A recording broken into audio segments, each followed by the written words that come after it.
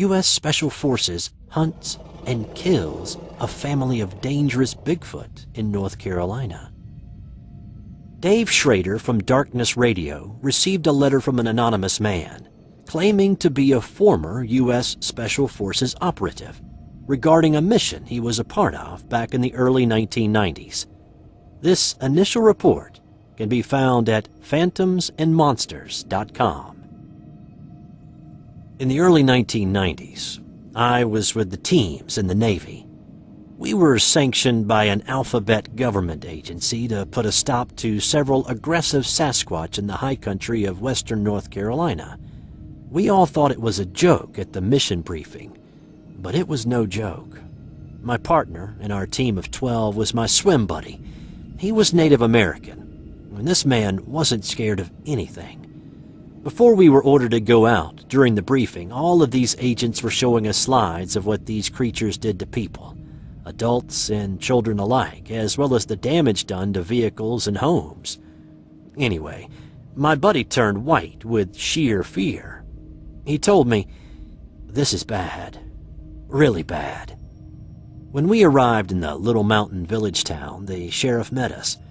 He told us that he'd never been so happy to see the cavalry since he'd been in Korea. He showed us the actual places where, as he put it, this is where those big hairy demons destroyed this or killed him or her or them, right there. My buddy was taking everything in like I never saw him before. After talking with the sheriff, our lieutenant told us to fire up because we were going hunting. As we were getting our gear ready, my buddy said to me, "You know, I always thought that my grandfather was just telling me scary stories about when he and his brothers fought the wild men." At about 1400 hours, we started. By 1600, we found lots and lots of tracks. We started tracking the creatures. We made out at least 7 different individuals. We made first contact at around 1930, and it was almost dark. The point man stopped dead in his tracks and spoke into his headset. "I see one.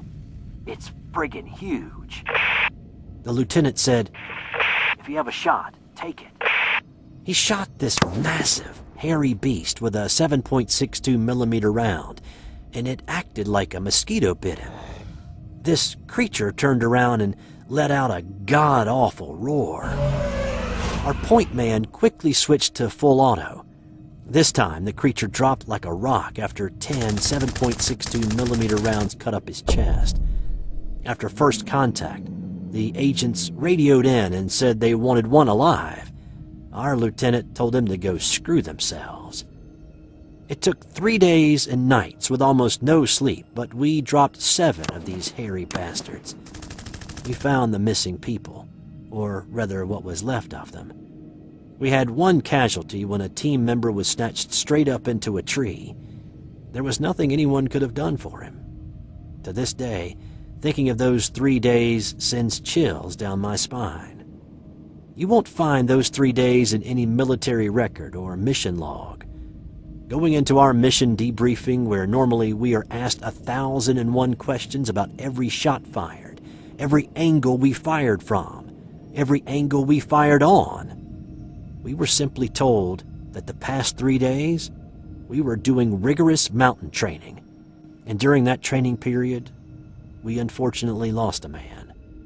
And with that, the debriefing team stood up and walked out. Now normally, we have individual debriefing for the whole team, but this was the one and only time it was just as a team. So, to answer your next question, what about the Sasquatch bodies? After 3 days, government agents came in and removed all 7 corpses and flew them out.